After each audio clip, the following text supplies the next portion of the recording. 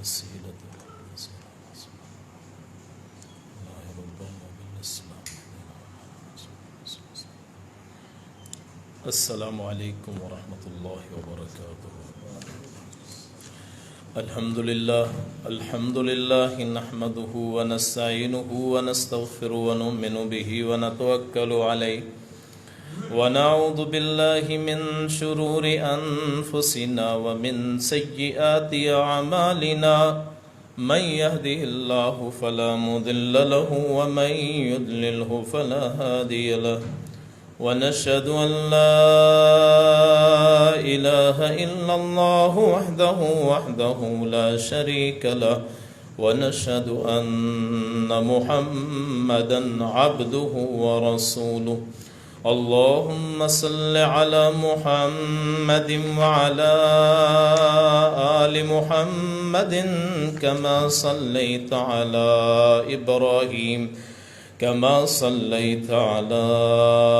إبراهيم وعلى آل إبراهيم إنك حميد مجيد. اللهم بارك على محمد وعلى آل محمد كما باركت على إبراهيم وعلى آل إبراهيم إنك حميد مجيد. رب اشرح لي صدري ويسر لي أمري واحلل عقدة من لساني يفقه قولي. رب زدني علما سبحانك لا علم لنا إلا ما علمتنا إنك أنت العليم الحكيم. أما بعد فإن خير الحديث كتاب الله وخير الهدي هدي محمد صلى الله عليه وسلم وشر الأمور محدثاتها وكل محدثة بدعة وكل بدعة ضلالة وكل ضلالة في النار. أعوذ بالله السميع العليم من الشيطان الرجيم. بسم الله الرحمن الرحيم. إن الله يدخل الذين آمنوا وعملوا الصالحات جنات تجري من تحتها الأنهار إن الله يفعل ما يريد.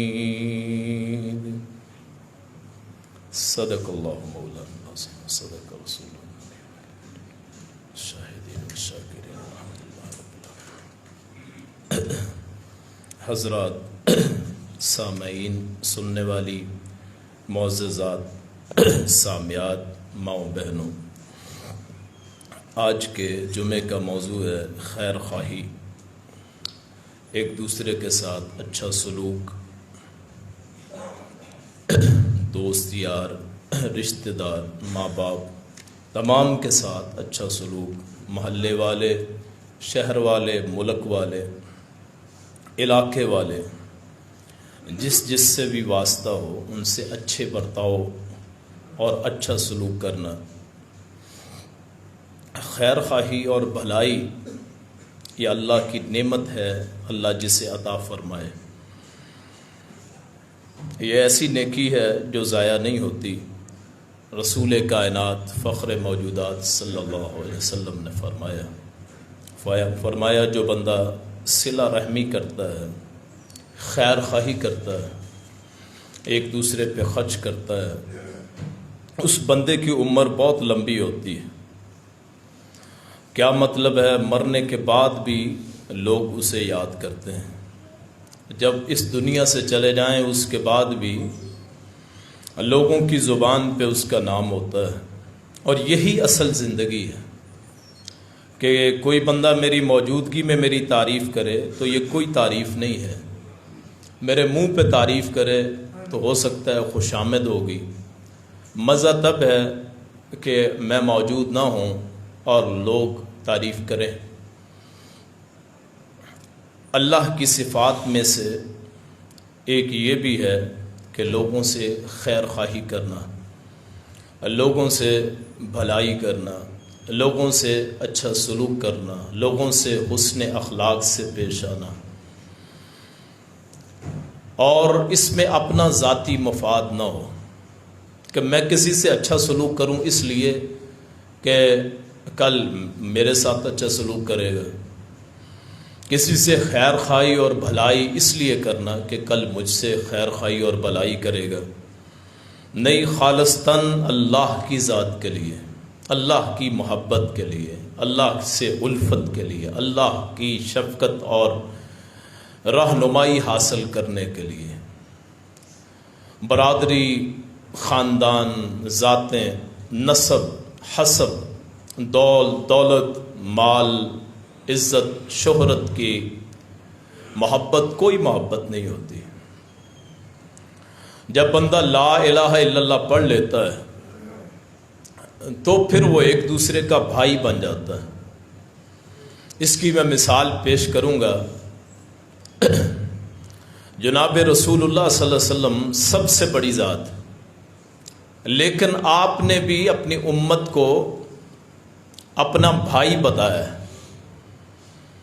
اپنی امت کو رسول کائنات صلی اللہ علیہ وسلم نے اپنا بھائی بتایا ہے، صرف یہ بتانے کے لیے کہ کسی کا مقام جتنا بھی بڑا ہو، جب وہ ایمان لے آتے ہیں، جو بھی چھوٹی ذات یا بڑی ذات والے، مزدور یا مالک، حکمران یا رعایا، جو بھی ہوں، بڑے ہوں چھوٹے ہوں، وہ ایک دوسرے کے بھائی بن جاتے ہیں، ایک دوسرے کا بازو بن جاتے ہیں۔ اگر معاشرے میں ایک بندے کو تکلیف پہنچتی ہے تو سارا معاشرہ وہ متاثر ہوتا ہے۔ رسول اللہ نے فرمایا کہ مومن ایک عمارت کی طرح، اس کا بعض حصہ بعض کو مضبوط کرتا ہے، نیچے نی رکھی، بڑی رکھ دی، اس کے اوپر اینٹیں لگائیں، جو بھی اس طریقہ استعمال کیا وہ ایک دوسرے کو مضبوط کرتا ہے۔ اوپر والا حصہ نیچے حصے کو مضبوط کرتا ہے۔ جب چھت ڈل جاتی ہے، ستون کھڑے ہو جاتے ہیں تو ایک پوری عمارت بن جاتی ہے۔ اگر اس کا ایک حصہ گرایا جائے دوسرا حصہ متاثر ہوتا ہے۔ فرمایا مومن کے لیے ایک جسم کی طرح، اگر ایک جسم کے حصے کو تکلیف ہوتی ہے باقی جسم اس کو سکون نہیں آتا، چھوٹی چھوٹی تکلیف پہ۔ ایسے ہی یہ سارا معاشرہ ایک دوسرے کا بھائی ہے، ایک دوسرے کا جسم ہے۔ اگر ایک گھر میں تکلیف ہے تو پورا محلہ تکلیف میں ہے۔ کیا وجہ ہے کہ فیصل آباد کا ایک گھر ہے، اپنی 2 بیٹیوں کو ذبح کرتا ہے، بیوی کو مارتا ہے، خود مر جاتا ہے، اور پورا محلہ کہتا ہے ہمیں علم ہی نہیں۔ یہ معاشرے کے ایسے رخ ہیں جن رخوں کو عوام کے سامنے بیان ہی نہیں کیا گیا۔ یہ مسجدوں کو اکھاڑے بنا لیا گیا، مسجدوں کو فرقہ پرستی کا مرکز بنا لیا گیا، اپنے آپ کو جنتی باقی سارے دوزخی، سارے مسلکوں کے نام پہ لوگوں نے پیٹ پوجا کی، اگر نہیں بیان کیا لوگوں کا دکھ درد بیان نہیں کیا۔ اور اس دور میں جب لوگ اتنے مشکل حالات میں ہوں اور آپ کہیں جی مجھے پتہ ہی نہیں ہے قیامت کا دن ہوگا، وہ پورا گھر پورے محلے کے گریبانوں میں ہاتھ ڈالے گا۔ یاد رکھیے اپنے پورے محلے میں آپ ایک صحابی ہے، یا رسول اللہ صلی اللہ علیہ وسلم، سب سے افضل صدقہ کیا ہے، افضل عمل کیا ہے؟ فرمایا کسی جان کو چھڑا دینا، کسی پھنسی ہوئی جان کو چھڑا دینا۔ اس دور میں غلام ہوتے تھے، آزاد کر دینا۔ آج غلام نہیں ہے، چھوٹا طبقہ ہے، ان کی مدد کرنا، ان کو ساتھ لے کے چلنا۔ اور مدد صرف یہ نہیں ہے کہ پیسے دینا، نہیں، ان کے بچوں کو تربیت دینا، ان کے بچوں کو کام پہ لگانا، تعلیم سکھا دینا۔ محلے میں کوئی غریب آدمی ہے، آپ اس کو اٹھائیں، آؤ، تیرے بچے تیرے نہیں میرے، تیری ذمہ داری میری ذمہ داری، اور وہ آپ کے لیے صدقہ جاریہ، آپ جب تک زندگی گزاریں مرنے کے بعد بھی آپ کی قبر بھی اس عمل سے روشن ہو جائے گی. اگر آپ کسی کی مدد کرتے ہیں، اگر آپ کسی کا سہارا بنتے ہیں، اگر آپ کسی کے احوال سنبھالتے ہیں، اگر آپ کسی کے اخراجات اٹھاتے ہیں، اگر آپ کسی کو کام سکھاتے ہیں، اگر آپ کے ذریعے سے اس کے گھر کا راشن چلتا ہے، پانی اور خرچ چلتا ہے، تو آپ قیامت کے دن اللہ کے حضور سرخرو ہوں گے. آپ یہ پالنا اللہ کی صفت ہے. پالنا اللہ کو رب کہا جاتا ہے، پروردگار کہا جاتا ہے. وہ چھوٹے چھوٹے کیڑوں کو پالتا ہے، بڑے بڑے جانوروں کو پالتا ہے، ہم جیسے انسانوں کو پالتا ہے، اور ایک ایک قطرے سے پورا پورا دریا بنا دیتا ہے، ایک ایک بیج سے بڑے بڑے درخت اگا دیتا ہے. سمندر کی تہوں میں ہزاروں مخلوقات ان کو پالتا، اور جو اللہ کی صفات کو اختیار کرتا ہے وہ لوگوں کے لیے ذریعہ آمدن بنتا ہے، لوگوں کے معاملات کو سنبھالتا ہے، اور بالکل ریاکاری کے بغیر دائیں ہاتھ سے دیا بائیں کو پتہ ہی نہیں. جب وہ ایسا کرتا ہے تو اللہ کریم اپنے ذات پہ، اپنے عرش پہ اپنی ذات کا واسطہ دے کے کہتا ہے میری صفت کو اختیار کیا، میری صفت کو اختیار کیا، جا میں تجھ سے راضی ہو گیا. اور جس سے اللہ راضی ہو جائے ساری کائنات اس کے مخالف ہو، اس کے کوئی پرواہ نہیں ہوتی. رسول کائنات صلی اللہ علیہ وسلم، آپ کے اہل بیت حضرت حسن رضی اللہ عنہ کے بارے میں آتا ہے، اعتکاف میں بیٹھے ہوئے، رمضان کا مہینہ، باہر ایک سوالی آ گیا، اپنا اعتکاف سے نکلے، اس کی مدد کر کے آئے. کیوں؟ عبادت سے افضل ہے لوگوں کی خدمت کرنا، سجدوں سے افضل ہے کسی کا پیٹ بھرنا. اپنے آپ کو، یہ عبادت میرا اور اللہ کا معاملہ ہے، وہ چاہے معاف کر دے نہ معاف کرے اس کے اختیار میں ہے. آپ نماز پڑھ رہے ہیں، ادھر کسی کی موت بھوک کی وجہ سے ہو جائے، آپ حج عمرہ کر رہے ہیں، لاکھوں روپے خرچ کر کے جا رہے ہیں، آپ کے محلے میں کوئی بھوکا ہے، پیاسا ہے، آپ کو اس حج عمرے کا کیا فائدہ؟ آپ کا حج عمرہ تو یہی لکھا ہے، اپنے محلے کو سنبھال لیں. کسی غریب کو بغیر کھانے کے رہنے نہیں دینا. اگر کسی کو کپڑوں کی ضرورت اسے پہنچانا ہے، اس کے بعد عمرہ بھی کریں، حج بھی کریں، اللہ مقبول مغفور فرما دے گا، قبول ہوگا. لیکن اگر آپ کے محلے میں کوئی غریب ہے، آپ اس کا دھیان نہیں رکھتے، کوئی نہیں جی یہ تو چلتے رہتا ہے جی، دنیا میں امیری غریبی چلتی رہتی ہے. ٹھیک ہے، کس لیے اللہ نے بنایا؟ ایک کو امیر کیوں بنایا، ایک کو غریب کیوں بنایا؟ تاکہ اس کے ذریعے اس کی آزمائش کر سکے. مجھے مال دیا، اس کو غریب بنا دیا، کس لیے؟ کہ تاکہ ہو سکتا ہے کل مجھ سے مال چلا جائے، اس کے پاس آ جائے. صرف آزمائش کے لیے. بنی اسرائیل کے 3 بندے انتہائی غریب، ایک نابینا ہے، ایک وہ ہے جس کے جسم پہ بال ہی نہیں، ایک وہ ہے جس کا جسم خراب ہے، کوڑ برس کا مرض ہے. تینوں پکارتے ہیں اے مولا کریم ہماری حالت بدل دے. اللہ تعالیٰ آزمائش کرتا ہے، فرشتے بھیجتا ہے ہر ایک کے پاس، نابینے کے پاس. کیا حال ہے؟ اس نے کیا حال کیا ہونا ہے؟ بڑے مشکل حالات، زندگی بڑی مشکل ہے، کوئی میرے پاس بیٹھنا قبول نہیں کرتا، کوئی مجھ سے پیار سے بلاتا نہیں ہے، کوئی مجھے ہر آدمی دھتکارتا ہے، دھکے دیتا ہے. کیا چاہتے ہو؟ میری آنکھیں درست ہو جائیں، مجھے مال مل جائے. پھر راضی ہے؟ اس نے کہا راضی. وہ فرشتہ اللہ کی کرامت سے، اللہ کے معجزے سے اس کی آنکھیں درست کرتا ہے، بکریوں کا ریوڑ دیتا ہے، اور وہ اتنی ہو جاتی ہیں، ایک دن آتا ہے کہ اسے شہر سے نکل کے باہر زمین خریدنا پڑتی ہے. لمبا ریوڑ ہے، بہت بڑا ریوڑ. دوسرا بندہ کوڑ پن کا مریض ہے، جسم خراب ہے، بدبو آتی ہے، جسم میں پیپ، جسم درست نہیں ہے. اس کے پاس فرشتہ آتا ہے، کیا حالات ہے؟ اس نے کہا حالات کیا ہیں؟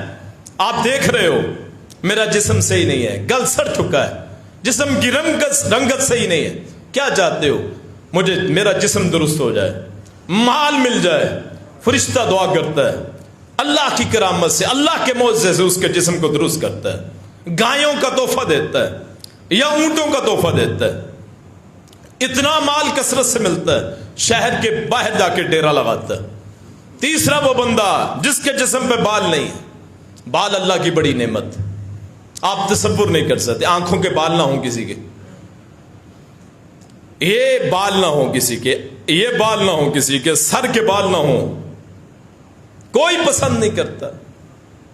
کہا کیسے حالات گزرے؟ اس نے کوئی مزہ نہیں، کوئی باس بیٹھنے کے لیے تیار نہیں۔ کیا چاہتے ہو؟ مال مل جائے، جسم درست ہو جائے، سارا کچھ ویسے ہی ہوتا ہے۔ ریوڑ ملتا ہے، وہ بھی شہر سے باہر ڈیرا لگا دیتا ہے۔ اب اللہ کریم امتحان لینے کی باری آتی ہے، برسوں گزر جاتے ہیں۔ وہی کوڑ پن والا جس کا جسم خراب ہے، اس کے پاس فرشتہ اسی حالت میں پہنچتا ہے، اس کا بھی جسم خراب ہے فرشتہ۔ یہ مانگنے والے جب آئیں تو یہ نہ سمجھیں کہ یہ مانگنے ہو سکتا اللہ کے فرشتے ہو، کبھی کسی کو خالی نہ لوٹائیں۔ اللہ کے نام پہ جو مانگ لے، چاہے پیشہ ور ہی کیوں نہ ہو، ان کو روکنا گورنمنٹ کا کام ہے۔ گورنمنٹ تو خود مانگنے پہ لگ جاتی ہے ماشاءاللہ، جتنی گورنمنٹیں آتی ہیں سب سے پہلے کشکول لے کے پھرتے ہیں تاکہ لوگوں کو رغبت ملتی ہے کہ ہمارے بڑے مانگتے ہیں تو ہم مانگ لیں، کون سی بڑی بات۔ اور بڑے فخر سے کہتے ہیں فلاں سے ڈالر آ رہے ہیں، فلاں سے ڈالر آ رہے ہیں، فلاں ملک سے آ رہے ہیں۔ شرم نہیں آتی ذرا بھی؟ اپنی خودداری بیچ کے، اور مانگنے والے کی اوقات ہی کیا ہوتی ہے، اس کی عزت نفس ہی کیا ہوتا ہے، اس کے پاس پہنچتا ہے، یار میری مدد کر دے۔ اس نے کہا پرے ہو، تیرا تو جسم ہی خراب ہے۔ اس نے کہا کوئی مدد کر دے، کوئی بلانے کے لیے تیار نہیں، کوئی پاس بیٹھنے کے لیے تیار نہیں۔ وہی حالات جو اس شخص کے ہوتے ہیں، وہ کہتا جا چلے جا، کوئی پیسہ نہیں تیرے لیے، کوئی۔ اس نے کہا ایک جانور ہی دے دو۔ اس نے کہا تو جانور کی بات کرتا ہے، میں ایک روٹی دینے کے لیے تیار نہیں ہوں۔ اس نے کہا ذرا تصور کر، کوئی زمانہ یاد کر، تیرا جسم میرے جسم جیسا تھا، تجھے کوئی بلانے کے لیے تیار نہیں تھا، اللہ نے تجھ پہ احسان کیا، تجھے تیرا جسم درست کر دیا، کاروبار دے دیا۔ اس نے کہا ہم تو جدی پوچھتی ہیں، بعض لوگوں کو ذات بدلنے کی بڑی عادت ہوتی ہے، بعض لوگوں کو ذات بدلنے کی بڑی عادت ہوتی ہے، ذات کوئی اور ہے لکھوا کچھ اور دیتے ہیں۔ رسول کائنات نے فرمایا صلی اللہ علیہ وسلم، فرمایا جو بندہ اپنے باپ کے غیر کی طرف منسوب ہو، یعنی ذات اور ہے بتائے کچھ اور، فحرام علیہ رائحۃ الجنہ، وہ جنت میں جانے کا سوچ کیسے سکتا ہے، اس پہ تو جنت کی خوشبو بھی حرام ہے۔ جو اپنی ذات بدلے، کبھی ذات نہ بدلو۔ یا ایھا الناس انا خلقناکم من ذکر وانثی وجعلناکم شعوبا وقبائل لتعارفوا ان اکرمکم عند اللہ اتقاکم۔ اے لوگو، تمہیں ایک مذکر مؤنث سے پیدا کیا تاکہ لوگوں میں تمہیں قبیلے خاندان بنایا، تاکہ لوگوں میں پتہ چلے یہ فلاں خاندان کا ہے۔ معزز کون ہے؟ معزز بڑی برادری سے نہیں ہوتی، ہم جی راجپوت ہیں جی، ہم جی ملک برادری ہیں جی، ہم جی جاٹ برادری ہیں، ہم جی سید برادری، ہم فلاں ہیں فلاں ہیں، کوئی فرق نہیں پڑتا کسی کی ذات سے۔ اور ہمیں شاید پڑتا ہو، اللہ کو کوئی فرق نہیں پڑتا۔ اللہ اکبر، اللہ سب سے بڑا ہے، اسے ہماری ذاتوں کا کیا ہے؟ ہاں بتلا دیا ان اکرمکم عند اللہ اتقاکم۔ وہ غریب گھرانے کا کیوں نہ ہو، جسے لوگ حقیر جانتے ہیں، اگر اس کے دل میں تقویٰ ہو، اللہ کا ڈر ہو، اللہ کے نزدیک وہ ساری مخلوق سے افضل ہوتا ہے۔ لقمان حکیم کالے رنگ کے حبشی غلام ایک دن درس دے رہے، اللہ نے کرم کر دیے، کالے رنگ درس دے رہے، ایک آدمی گزرا، اور تو لقمان ہے، غلام ہے؟ اس نے کہا ذرا بیٹھ جائیے۔ درس ختم ہوا، اس نے کہا بھائی کیا مسئلہ ہے؟ اس نے کہا جی آپ غلام ہیں؟ اس نے کہا ہاں میں غلام تھا، اللہ کی رحمت سے آزاد ہو گیا۔ اس نے کہا ایسے مقام کیسے مل گیا؟ تو کالے رنگ کا ہے، لوگ تیرے سامنے بیٹھے ہوتے، تو درس دیتا ہے۔ اس نے کہا دو چیزیں، ایک یہ ہے کہ اللہ کا ڈر، اور دوسرا کیا ہے، میرا اخلاق بڑا عمدہ ہے۔ اللہ کریم نے پھر پیشکش کی، واحد پیغمبر ہے جس کو کہا، واحد آدمی ہے جس کو کہا پیغمبر بننا ہے، حکیم بننا ہے، ہمارے والے حکیم نہیں جو لوگوں کی نبض چیک کرتے ہیں، وہ لوگ جن کی حکمت سے لوگوں کے دل زندہ ہو جاتے ہیں۔ اس نے کہا نبوت نہیں چاہیے، بڑا بھاری کام ہے، اے اللہ مجھے حکمت دے دے، مجھے حکیم بنا دے۔ اللہ نے آج بھی جب بھی نام آئے گا حکیم لقمان لوگ کہیں گے، حکمت دے دی۔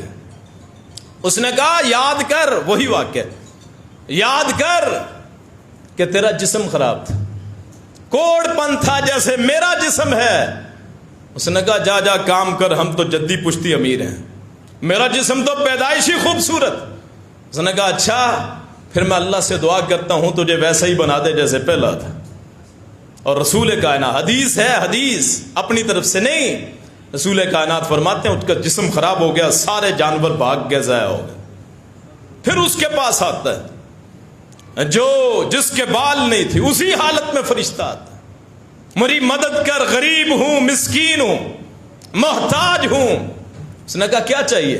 اس نے کہا جی کوئی جانور دے دو۔ اس نے کہا جا، تیرے جیسے بڑے آتے ہیں ہر روز مانگتے، ہمارا تو کام ہی ہے۔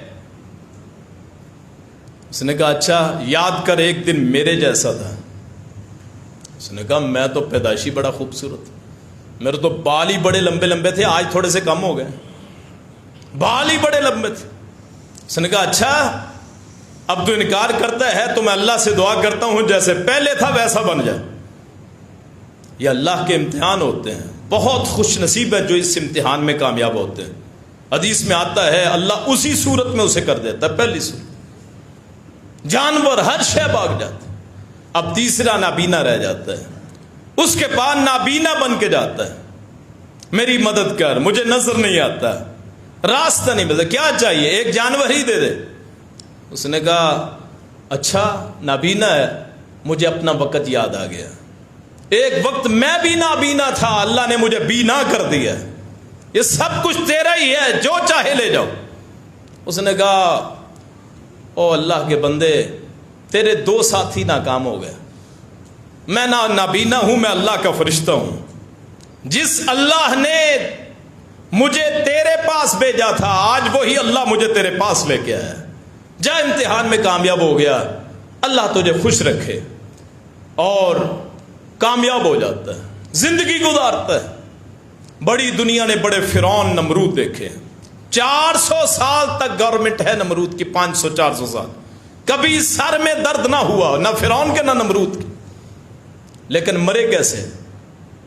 لوگوں پہ ظلم کرتے، تشدد کرتے، لوگوں کے بچوں کو ذبح کرتے، پکڑ کے مارتے، کبھی کسی کو کبھی کسی، کبھی کسی پہ تشدد، اپنے خلاف بات برداشت نہ کر سکتے، جیسے آج ہے جو خلاف بولے اسے پکڑ لو، کیوں؟ میں بڑا ہوں۔ وہ کہتے تھے انا ربکم الاعلی، فرعون بھی، نمرود بھی، آج کے لوگ بھی یہی سمجھتے ہیں جو صاحب اختیار کہ انا ربکم الاعلی، ہم بڑے ہیں، ہم سے بڑا کون ہے؟ یاد رکھیے سب سے بڑا اللہ ہے، وہ اکبر ہے، اس سے بڑا کوئی کائنات میں نہیں۔ اور پکڑنے پہ آئے، وہی جو کہتا تھا نا انا ربکم الاعلی، اسے پانی میں گوتے دے دے کے مارا۔ چاہے آج جو اپنے آپ کو بڑا طاقتور سمجھتا ہے، وہ ذات چاہے وہی زمین پھٹے اس میں سما جائے، اس میں اللہ غرق کر دے، کسی جہاز کے دھماکے میں چلا جائے، کسی اور کوئی آ کے مار دے، اللہ بڑا عظیم ہے، بڑا بے نیاز، الصمد ہے، غنی ہے۔ آج وہی صفات جو بندہ اللہ کی اختیار کرتا، اللہ خرچ کرتا، آپ بھی خرچ کریں، لوگوں کو دیں، احسان کریں۔ رسول کائنات جب فوت ہونے لگے، آخری سانس، تو 2 لفظ کہے تھے آپ نے، 2 کلمے کہے تھے، الصلاۃ الصلاۃ، نماز نماز، اور دوسرا وما ملکت ایمانکم، ان کا خیال رکھو جو تمہارے متحد، جو تمہارے متحد ہیں۔ اور گورنمنٹ جو ہوتی ہے وہ باپ کا درجہ رکھتی ہے، رعایا اس کی اولاد ہوتی، اگر وہ اولاد سے محبت نہیں کرتا، بادشاہ اولاد سے محبت نہیں کرتا، ان کے اخراجات پورے نہیں کرتے، حضرت عمر نے فرمایا تھا نا، اگر فرات کے کنارے ایک کتا بھی مر گیا، عمر سے قیامت کے دن پوچھا جائے گا۔ یہاں لوگ دن دیہڑے خودکشی کریں، کسی کو ہو ہی نہ، اپنی سیاست کے لیے لوگ سیلاب میں مر رہے، ڈوب کے مر رہے، کسی کو کوئی پرواہ نہیں ہے، کو بچانے کے لیے، کوئی کہاں مٹ گئے، ہمارا اقتدار بچ جائے، ہم ہی ہیں اصل اور اللہ ہے اصل۔ ان الارض للہ یرثها، اللہ ہی اس کا وارث ہے، زمین اللہ کے لیے۔ ان جیسے پتہ نہیں کتنے ہزاروں آئے، زمین میں سما گئے، بعض کو تو زمینوں میں جگہ بھی نہ ملی، قبر کی جگہ بھی نہ ملی، پرزے پرزے تک اڑ گئے۔ اللہ کا خوف جتنا بڑا ہو اتنا اللہ کا خوف۔ عمر بن عبدالعزیز جس دن خلیفہ بنے، سونے لگے تو بیٹا آ گیا، اللہ ایسے بیٹے ہر ایک کو عطا فرمائے۔ اس نے کہا بابا جی کہاں سونے لگے؟ اس نے کہا آرام کرنے لگا۔ اس نے کہا آپ کو لوگوں نے خلیفہ بنایا ہے، اگر کسی کا آپ کی نیند میں کوئی کام رہ گیا تو قیامت کے دن اللہ آپ کی پکڑ کرے گا۔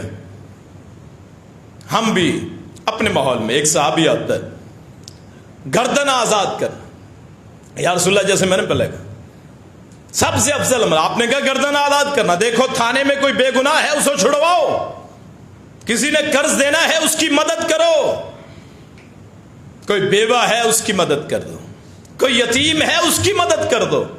ایک شخص ہے یا رسول اللہ میرا دل بڑا سخت ہے، میرا رسول نے فرمایا صلی اللہ علیہ وسلم کسی یتیم کے سر پہ ہاتھ پھیرا کر تیرا دل نرم ہو جائے گا۔ فرمایا جتنے یتیم کے سر پہ بال ہیں ہاتھ پھیرنے سے اتنی نیکیاں ملتی ہیں۔ اگر اس کو پڑھا لکھا دیا قیامت کا دن ہوگا وہ دوزخ سے آپ کے لیے رکاوٹ ہوگا کہ اس نے مجھے پالا، میری پرورش کی، میرا خرچ اٹھایا۔ اس نے پوچھا اللہ کے رسول اس کے بعد؟ فرمایا اس بندے کے لیے کام کر جسے کام نہیں آتا، حدیث ہے حدیث، جس بندے کو کام نہیں آتا اس کی مدد کر، جس بندے کو کوئی اس کا اختیار نہیں، بچے ہیں بڑے ہو گئے ہیں، اخراجات نہیں پورے ہو رہے، اس کی مدد کر دیں، اسے دکان پہ رکھ لیں، کسی کاروبار پہ لگا دیں، اس کا ذریعہ روزگار چلا دیں، مدد کر کے کاروبار چلا دیں۔ ایک ٹیلنٹڈ آدمی ہے، کام کر سکتا ہے، کاریگر ہے، پیسے نہیں ہیں، آپ سمجھ سکتے ہیں کہ یہ بندہ کام کر سکتا ہے، اپنا کاروبار شروع کر دیں، اسے وہاں رکھ لیں، اس کی وجہ سے آپ کو رزق ملے، آپ کی وجہ سے اس کو رزق ملے۔ یہ اللہ نے معاملات بنائے، اللہ کریم نے یہ سارے معاملات چلائے، ان لوگوں کا خیال کریں۔ اگر ملازم ہے ملازم کی تنخواہ بڑھا دیں، خوش ہو کے کام کرے گا، اللہ برکت ڈال دے گا۔ ایک تو تنخواہ ہے نا آپ نے مقرر کی ہوئی کہ میں نے اتنی تنخواہ دینی، اس سے بڑھ کے بونس دے دیں مہینے کے آخر میں، 2 مہینے بعد، 3 مہینے بعد، عید کا موقع آ گیا اس کو بونس دے دیں، یہ قربانی کا جانور کر لے بھائی، آپ کا کیا جائے گا؟ رزق دینے والی ذات کون سی؟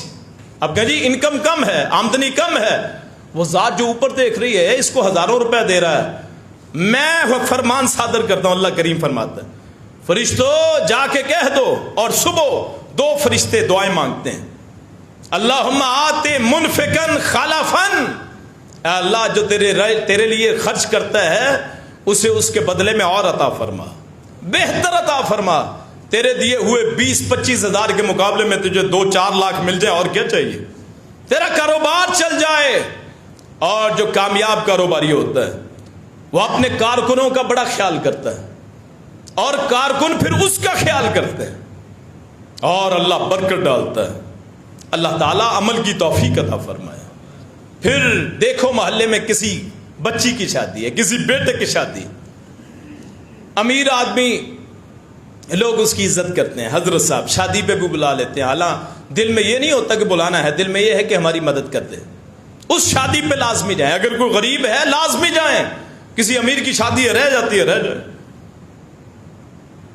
کوئی امیر رہتا ہے رہ جائے، غریب کی شادی پہ لازمی جائیں، کوئی نہ کوئی عطیہ دے دیں۔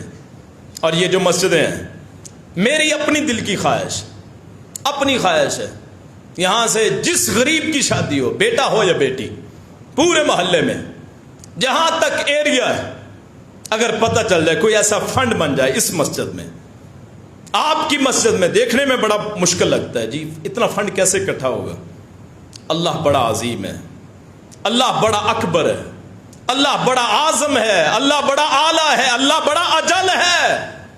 نیت میں نے اور آپ نے کرنی ہے، اسباب وہ مہیا کر دے گا، آپ اور میں سوچ بھی نہیں سکتے، اتنے اسباب مہیا ہو جائیں گے۔ ہم نے ماشاءاللہ اعلان کیا تھا جی وہ کفن کے لیے کہ جی کوئی فوت ہو جائے کفن کا انتظام مسجد کر کے دے. یہ اصل میں فلاحی ریاست یہ ہوتی ہے کہ آپ کے محلے میں کوئی غریب ہو, اس کی مسجد سے اس کی مدد ہو, تاکہ اس مسجد سے اسے محبت ہو جائے.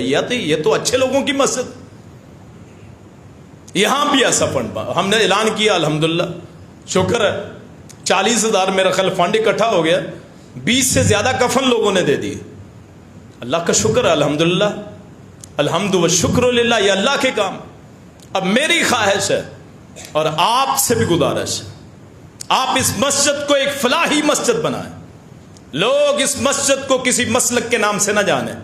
لوگ کہیں وہ لوگوں کی مدد کرنے والی مسجد ہے. آپ دیکھیں کس کے حالات برے ہیں, چپکے سے مدد کر دیں. مسجد والے, انتظامیہ دائرہ کار وسیع کریں, لوگوں کو مشاورت میں شامل کریں. ساری مسجد مشترکہ ہو. اللہ کی مسجد ہے, مسجد کسی کی نہیں ہے. مسجد میں کوئی شریک نہیں ہوتا, مسجد کا کوئی متولی نہیں ہوتا. ہاں جن کو اللہ توفیق دیتا ہے اللہ تعالیٰ انہیں توفیق دے دیتا ہے. آپ میں سے ہر بندہ سوچے ہاں ہم نے اس مسجد کو فلاحی مسجد بنانا ہے.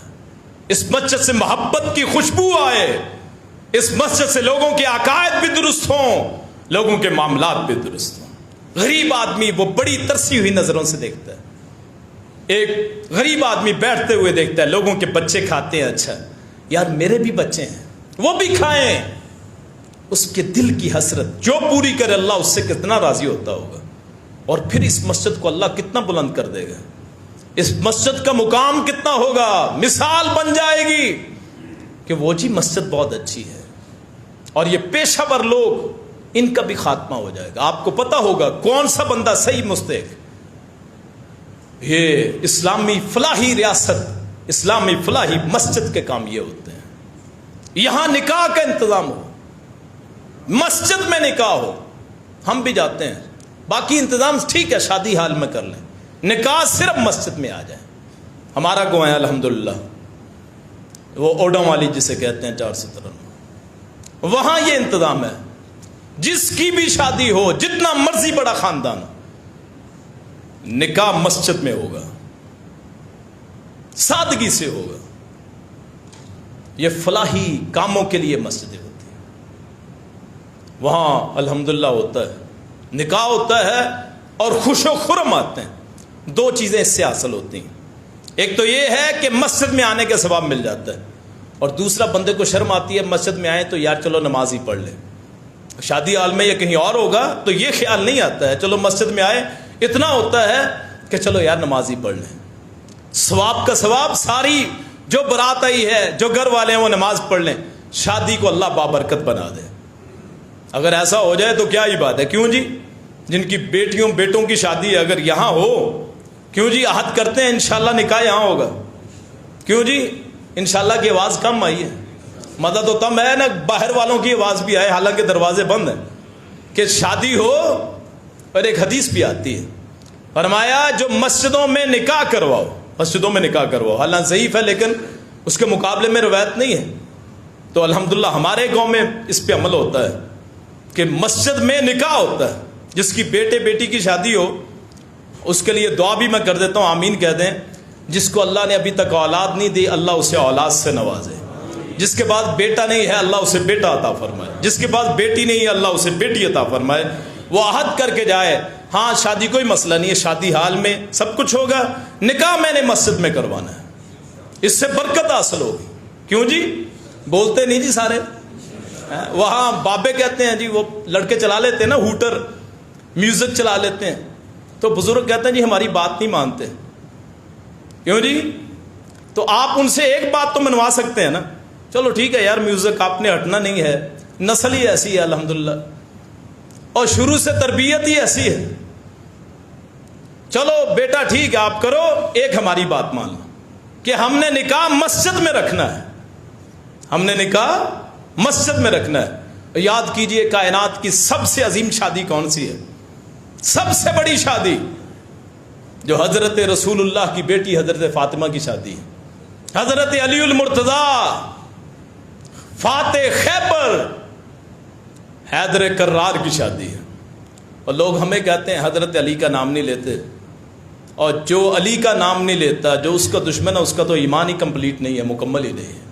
ان کی شادی کہاں ہوتی ہے؟ کہاں ٹینٹ لگتے ہیں؟ کہیں بھی نہیں۔ رسول اللہ کا حجرہ ایسے ہے جنہوں نے روزہ رسول دیکھا ہے صلی اللہ علیہ وسلم۔ اللہ تمام کو زیارت نصیب فرمائے کہ مدینہ طیبہ وہ ہمارے لیے ہو سکتا ہے کسی جگہ پہ میرے حضور بیٹھے ہوں، وہاں ہمارے ماتھا آ جائے، کہ جہاں حضور نے شاید 2 رکعتیں پڑھ لی ہوں کہیں، وہاں ہم جیسے گناہگار جو ہیں ان کا بھی کہیں حصہ لگ جائے۔ قیامت کے دن اللہ گواہی بنا دے، جہاں محمد کا عزو لگا تھا وہاں تمہارا عزو بھی لگا تھا۔ تو وہاں سے برات رخصت ہوئی ہے، ساتھ ہی حضرت علی کا حجرہ ہے، مسجد میں سے گزر کے مسجد میں نکاح ہوتا ہے۔ تو انشاءاللہ امید ہے کہ ریت بدل جائے گی، کہ نکاح انشاءاللہ مسجد میں ہوا کرے گا۔ 2 ہی چیزیں ہیں، آپ اس مسجد کو فلاحی مسجد بنائیں جتنا ہو سکے۔ میں تمام بھائیوں سے گزارش کروں گا، جتنے بھائی ہیں اپنے طور پہ ایک بندہ مقرر کریں، جی ہم نے اسے سرپرست بنانا، وہ بندہ قابل اعتماد، آپ اس کے پاس جمع کروائیں۔ آپ کا جتنا کر سکتے ہیں، جتنا بھی کر سکتے ہیں، کسی غریب کی مدد ہو جائے، کسی کی شادی پہ کام آ جائے گا، انشاءاللہ اللہ پاک اس میں برکت عطا فرمائے گا۔ معاشرے کے عام افراد کی، صحابہ کو آپ نے فرمایا بازار میں نہ بیٹھا کرو، انہوں نے کہا جی ہماری مجبوری، ہم چودھری آدمی ہیں، بڑے آدمی ہیں، بازار میں بیٹھنا مجبوری ہے۔ آپ نے فرمایا پھر بازار کے حق بھی ادا کیا کرو۔ انہوں نے کہا بازار کے حق کیا ہیں؟ فرمایا جو راستہ بھول جائے اسے راستہ بتاؤ، کسی سے کوئی چیز گر جائے وہاں اٹھواؤ، کسی جانور پہ زیادہ چیز لدی ہے ساتھ مدد کروا دو۔ اور میرا رسول تو عظیم رسول ہے جس نے کہا کہ اپنے ملازموں کو، جو تمہارے غلام ہیں نا وہ تمہارے بھائی ہیں، اللہ نے تمہارے متحد کر دیا، فرمایا ان کو کبھی اتنی تکلیف نہ دو کہ وہ اٹھا نہ سکیں، وہ اتنا کام نہ بتاؤ اپنے ملازموں نوکروں کو، اگر بہت ہو تو خود بھی مدد کر دو۔ میرے رسول نے فرمایا اگر کوئی تمہارا غلام، وہاں حدیث میں تو غلام ہے، آج آپ کا جو بیرا ہے یا کھانا کھلانے والا ہے، اللہ نے بہت سارے احباب کو توفیق دی ہے کہ ان کے لیے وہ خادم ہوتے ہیں، وہ لے کے آتے ہیں، فرمایا اس کو ساتھ بٹھا کے کھلائے، اگر کھانا کم ہو آپ نے فرمایا پھر بھی اس کو کوئی نہ کوئی لقمہ دے دے، اپنے ساتھ بٹھائے۔ اللہ پاک اچھی باتیں ہیں، ان پہ عمل کرنے کی توفیق عطا فرمائے۔ اور حضرت رسول اللہ صلی اللہ علیہ وسلم پھر بچوں کی بھی تربیت، یہ خیر خواہی ہے، ساری بھلائی ہے کہ بچے ساتھ بیٹھے ہوتے تو آپ انہیں خود سلام کہتے ہیں۔ ہمارے تو سلام کا رواج ہی ختم ہو گیا، حالانکہ سلام کہنے سے آپ دیکھیں کہ آپ سلام پھیرتے ہیں نا جب، السلام علیکم رحمۃ اللہ، حالانکہ کوئی بھی نہیں ہوتا، اسلام میں اتنا ہے۔ اور ایک حدیث سن لیں ایمان تازہ ہو جائے، حضرت عبداللہ بن سلام کہتے ہیں جس دن رسول اللہ مدینہ طیبہ میں تشریف لائے، مدینہ طیبہ میں، تو میں دیکھنے گیا، یہودی عالم تھے، میں دیکھنے گیا، پتہ نہیں سچا ہے کہ نہیں، کون ہے، تو پہلا خطبہ جو میں نے سنا نا وہ آپ کا خطبہ کیا تھا، افشوا السلام، سلام کو عام کرو، اطعموا الطعام، کھانا کھلاؤ، وصلوا الارحام، تعلق ملاؤ، وصلوا باللیل والناس نیام، رات کو نماز پڑھو جب لوگ سو رہے ہوں، تدخلوا الجنت بسلام، تم ایسے جنت میں سلامتی کے ساتھ داخل ہو جاؤ گے جیسے حق ہونا ہے داخل ہونے کا، جیسے حق ہوتا ہے داخل ہونے کا۔ کہتے میں نے یہ حدیث سنی، مجھے ایمان ہو گیا، یقین ہو گیا یہ اللہ کا رسول ہے، ایسی باتیں صرف رسول کا، رب کا رسول ہی کر سکتا ہے۔ تو آپ بچوں میں بیٹھے ہوتے سلام کہتے، گزرتے سلام کہتے، چھوٹوں بڑوں کو سلام کہتے، پھر آپ کھانے کا طریقہ بتاتے۔ ایک صحابی کہتے میں آپ کے ساتھ بیٹھا ہوا تھا، بچہ چھوٹا، کہ میں نے جہاں جہاں دیکھا کھانا پڑا ہے نا، اچھا وہاں سے اٹھانا شروع کر دیا۔ عربیوں کی عادت ہے ایک ہی تھال میں کھاتے ہیں سارے، ہمارے ہے ہر بندہ علیحدہ بیٹھتا ہے، اسی لیے دلوں میں نفرت ہو گئی ہے شاید کہ ہر بندے کا علیحدہ ہوتا ہے، وہ ایک ہی برتن میں کھاتے اور دائیں ہاتھ سے کھاتے۔ شروع میں ان کی عادت، کہتے جہاں جہاں اچھا کھانا پڑا تھا نا وہاں میرا ہاتھ پہنچ رہا تھا، تو آپ نے میرا ہاتھ پکڑا، آپ نے فرمایا بیٹا اپنے سامنے سے کھا، اپنے سامنے سے کھا، کل مما یلیک، اور اللہ کا نام پڑھ کے کھا۔ یہ بھی خیر خواہی ہے، آپ لوگوں میں سلام عام کریں، آپ لوگوں میں کھانا کھلائیں، آپ لوگوں کی تربیت کریں، اور اگر آپ لوگوں کی تربیت کریں گے، لوگوں کی مدد کریں گے، وہ آپ کی بات مانیں گے، نیکی کی طرف لے کے آئیں، کسی غریب کی مدد کریں، یار نماز بھی پڑھا کر، ساتھ نماز بھی پڑھے گا۔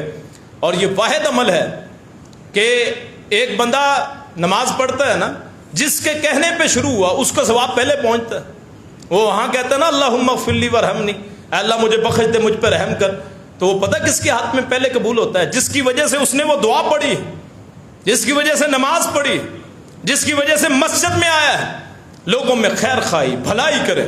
کسی کو دیکھا، رسول اللہ نے فرمایا انصر اخاک ظالما او مظلوما، دیکھو اپنے بھائی کو دیکھو، اس کی مدد کرو، اگر ظالم ہو تب بھی، مظلوم ہو تب بھی. کسی نے پوچھا یا رسول اللہ مظلوم ہے پھر تو مدد کریں گے، کوئی میرے بھائی پر ظلم کرتا ہے تو روکیں گے، اگر بھائی ظالم ہے پھر مدد کیا ہے؟ فرمایا اگر بھائی ظالم ہے تو اس کا ہاتھ روکو، اگر بھائی ظالم ہے اس کا ہاتھ روکو، اولاد ظالم ہے اس کا ہاتھ روکو، سمجھاؤ، معاشرے کے ساتھ اچھا رہو، ہر ایک کو بھائی سمجھو. یہ ذاتیں پاتے کچھ بھی نہیں ہیں. اگر ان ذاتوں کی وقت ہوتی، فتح مکہ ہے، فتح مکہ ہے، سارے سامنے کھڑے ہیں. خانہ کعبہ کی چھت پہ کس کو اذان کے لیے کھڑا کیا؟ کالے رنگ والے کو، جس کے شاید کپڑے بھی پورے نہ ہو، اس کو کہا کھڑے ہو جاؤ اوپر. آج حالانکہ اہل بیت تھے، علی المرتضیٰ تھے، سارے ہی تھے.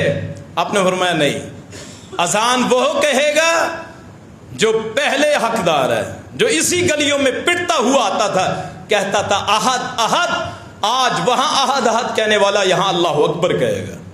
تو ان کی کوئی حیثیت نہیں ہے ان ذاتوں کی.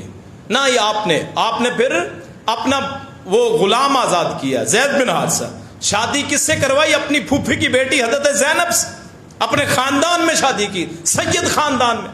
آج کے سید سمجھتے ہیں ہماری، یا ہم بھی سمجھتے ہیں ذات کے علاوہ شادی نہیں ہے.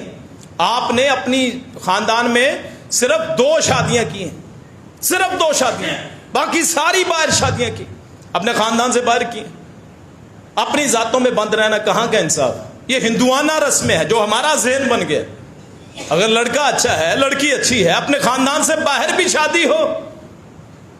اور یہاں ایک اور بات کہہ دوں آخر میں، آخری بات. بہت سے لوگ ناراض ہو جاتے ہیں، اور جن کی اگر بیوی نہیں ہے، شادی ہو چکی ہے، بچے ہیں، یعنی بیوی فوت ہو گئی، ان سے گزارش دوسری شادی کریں. معاشرے میں عورتیں زیادہ ہیں، آپ شادی کریں، دوسری شادی کریں، آپ کا رزق بڑھ جائے گا. اللہ کریم. اور ان باتوں سے عورتوں کو بڑی تکلیف ہوتی ہے. اللہ یہ جو دین ہے نا، یہ میرا اور آپ کا نہیں ہے، یہ دین محمد الرسول اللہ کا سلسلہ. انہوں نے کہا. اللہ پاک عمل کی توفیق عطا فرمائے. آخر دعوانا الحمدللہ رب العالمین.